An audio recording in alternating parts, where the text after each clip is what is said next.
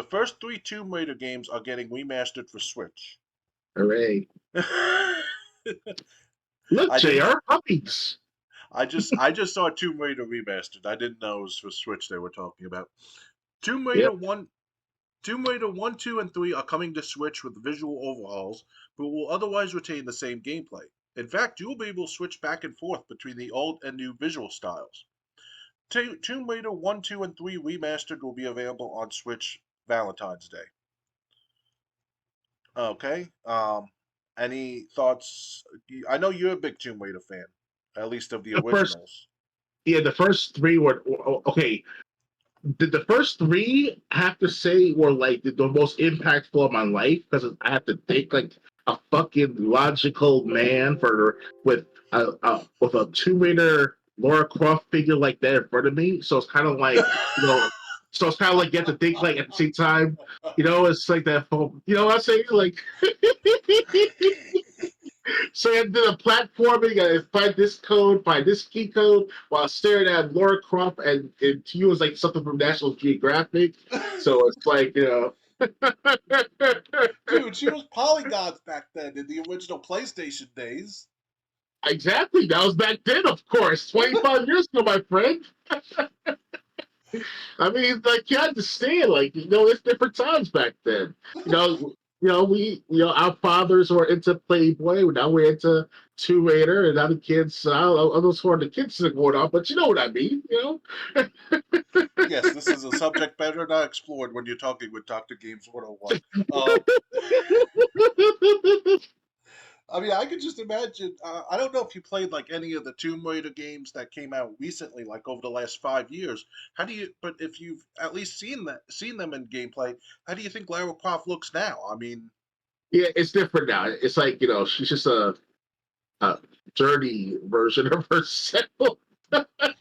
It's not turned on. It's not like, listen, it was no like because she doesn't have the ha-has and the ba-ba.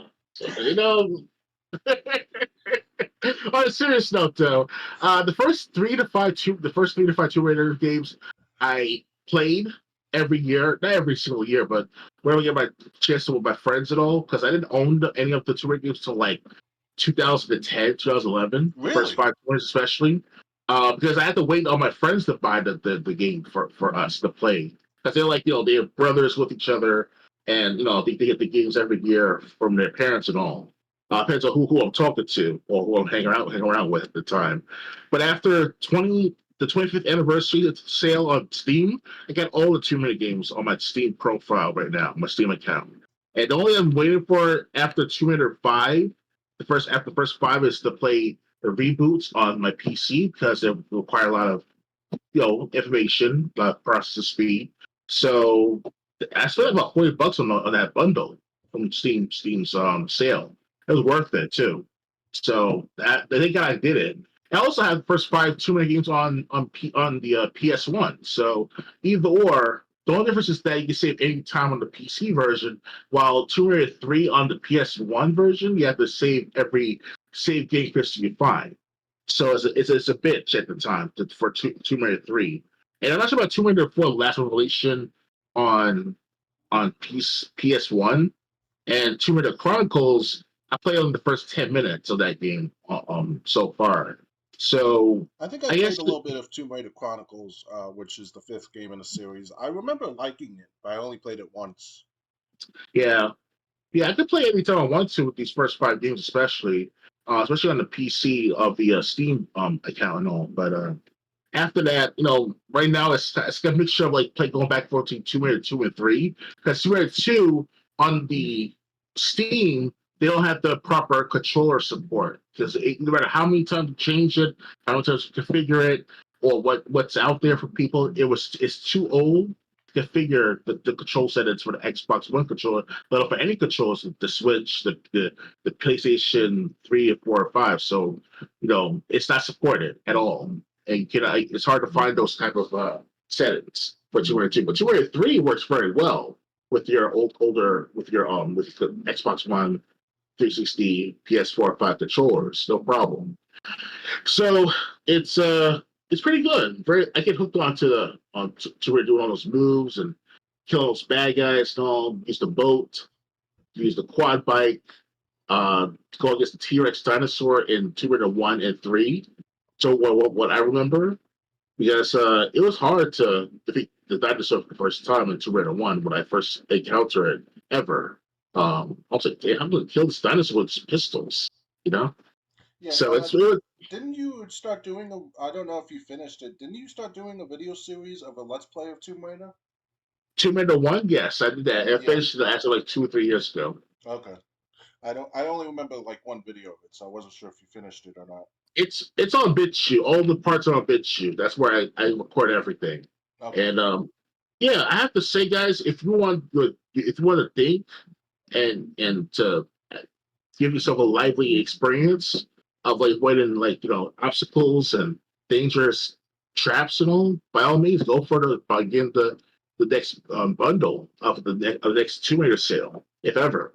You know, not sure how what would happen, but that's how I got my Tomb Raider games. I got them on sale. Well, the PS1 version, I got the first 5 of them for about $10 at some well, Tomb Raider 3. I think I got that from one of those outlets in Madison Square Garden in Manhattan. Because every like year or two they have these special sales at the Garden for like like $10 for the PS1 games at the time, $5 for like Super Nintendo games, stuff like that. So it was pretty cool at the time. Oh wow. I don't think they don't do that anymore. Probably It's been not. so many years ago. That was like 2000 and like what 2004. I went to that place because I got my actual church coat, my own church coat that I got for my mom's money and all. So it was pretty cool that mom offered me some extra money to buy a game there. And I told her about the mint coat, or it was a mint coat. It was some sort of coat where it was like a special material, like a wool or fabric or like a mint or mint. I can't explain it. It was such a long time ago, guys. Oh man, like it's worth it. It's worth it going to that center, to that place in it's the Square Garden, between like the somewhere in November, December, like right before Christmas ends, or something like that. So yeah, it's a long time, guys. But I had good times with Tomb Raider games back then, and still to this day. Last time I played Tomb Raider was Tomb Raider 2, like a month or two ago, during the summertime. And all I have to do is use keyboard and mouse, or keyboard only, no big deal. I prefer with a controller, though, PS1 controller with a dual shock. But if you want to get the PS1 experience, go get the PS1 experience. So it's, you know, that's how I feel about the Tomb Raider games. But other than that, yeah, it's good that Switch is reinvigorating a new audience, a new fans to join the fray of Tomb Raider games. I Yeah. like Switch doing that. Yeah. So it's the first three are going to be remastered on Switch. That's gonna be great for people who because keep in mind these games came out like 25 years ago. Any young gamer who tried the original Tomb Raider or the first three Tomb Raider games would probably be turned off by the graphics. So the fact that they're going to be remastered but keeping the same gameplay, um, I think that's the way to go to introduce new gamers um, around from today to the old Tomb Raider games. Oh yeah, it's just like the 20th anniversary of Superman that came out back about 10 years ago, back around the year 2010 or 2012 or 13, give or take. It was available on the 360 for about, I would say, about $25-$30. So it's worth it. You know. I don't remember that, but I think a new Tomb Raider game had come out just at the time. It was like a reboot of Tomb Raider. Well, Um, it's an anniversary edition. It's like it's based on the 15th, if not the 10th anniversary of Tomb Raider. I'm not sure the exact date. It was somewhere between the 10th and 15th anniversary of the first Tomb Raider game that came out back in 94, 95. yeah, but I just remember my younger brother he had gotten it. And he wouldn't trade it to me before he left. Mm-hmm. But yeah, I do remember the reboot. Unfortunately, the reboot didn't seem to do as well as the original series, which I guess that's common for reboots. Um, but yeah, so if you always felt like you wanted to get into the original Tomb Raider games, but the graphics would turn you off, They'll be remastered on Switch, and they're coming out Valentine's Day 2024. Definitely put up for your sweetheart right there. I do have to bring this up though.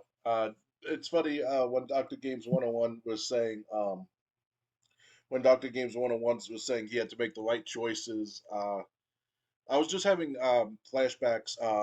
Do you remember a game coming that was supposed to come out that ended up getting canceled called Gamer Girl? And I heard of something like that before. Still tell more about that. Basically, you control this woman who you control this girl who was like a streamer. But the thing is, basically, you could control her adventure. So, like, one of her friends disappears. You could choose either she goes and investigates what happened to her friend by herself, or she goes gets another friend for backup, then investigates. Honestly, I probably would have picked the more interesting option, going there by herself. But so I probably wouldn't have made the smartest decisions had that game come out. Um, Okay. hey, pick the more interesting one. Why not? Um, it's just a game after all. So yeah, so and it's just when Dr. Games 101 was talking about that, just made me think about that for some reason. Um, making the worst choices on purpose. Um, anything else to add, or ready to move on? I just want to say with a clear sight right now. I'm sorry for reminiscing the past and thinking about girls at the same time with this Lara Croft character because she's one of I have to say she one of the best female characters of all gaming history, in my perspective. Yeah, And because it's like the ideal girl. She's smart, she's intelligent, she's good looking, she got the right features, the attributes. She can jump and flip and you name it, and still can read study archaeology with no problems. It's kind of fucking crazy right there to have that all in one of the ideal woman right there. That's like a true English woman right there to have. So keep that in mind, guys. See if you want to find your first mate. Or any mate you want. yes, I'm sure many people would love to have a Tomb Raider Lara Croft girlfriend, just especially if she looked like Angelina Jolie, who played her in the Tomb Raider movies. Yeah, Um, but I got those on VHS too. but I don't think that's gonna happen. And make sure it's not Tomb Raider, and make sure it's not Lara Croft from Tomb Raider: Angel of Darkness. Oh my God! Oh yeah, that game. I was like, what the fuck? I was in college at the time playing that game on in my PC cyber cafe that we have in our college, upstate Right? New York. And I'm like, wait a second, why am I still playing this game? I know it sucks. The review says it sucks, and I'm trying to play it. And I'm just seeing the ragdoll effects, and I'm like, what the hell's going on here? Well, I like Darkness the Curse. He did like over a 20-minute review on Tomb Raider: Angel of Darkness, and when he was talking about Lyra's personality, he goes, "Lyra's always been a strong woman. Lyra's always been a no nonsense type of person, but none of that translates to being a total fucking bitch the whole time."